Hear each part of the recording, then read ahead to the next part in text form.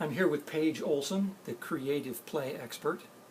This is part of the series on why libraries are still relevant in modern society. Paige, you've said many times before that you believe that children need to learn how they learn before they learn how to read. Could you expand on that a little bit? Well, we talk about Head Start and the academic learning, and I talk about a Heart Start. And a Heart Start is learning who you are, learning how you learning what you're interested in, learning everything that's kind of encompassed in what is referred to as emotional intelligence. And you don't have to read to be able to do that. As a matter of fact, you start doing that from the moment you're born and you don't read. There's so much learning that can take place prior to actually being able to understand that those little squiggles on the page mean something. Mm-hmm. My son, he's dyslexic. He has a lot of encoding challenges, and he didn't read until he was 14.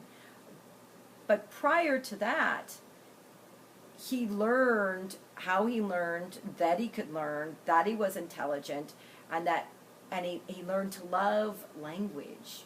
He learned the linguistical part and telling stories and making up your own songs. And when he finally did read, it was like a little blip.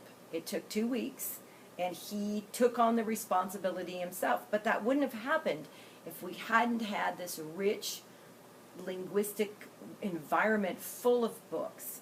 And pictures are wonderful. Reading aloud to your child, finding other books on tape are wonderful.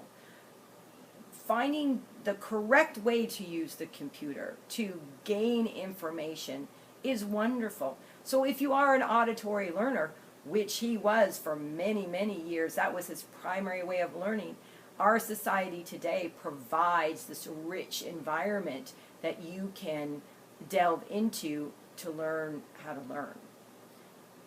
Again, books are really a basic and a foundation for that, especially if the eyes need to have things not be moving so fast and coming by so fast, that slow down so those pictures they can glean a lot of information. Now, my children would look at a picture and see 300 more things in it than I would, especially, a picture of a scene of an old town or something.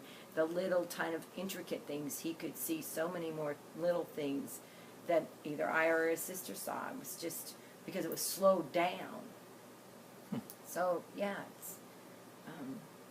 you don't have to read to learn. You have to learn and know how to learn so that you can read. But learning isn't based on the ability to read. Learning is based on the desire to be interesting. Yeah.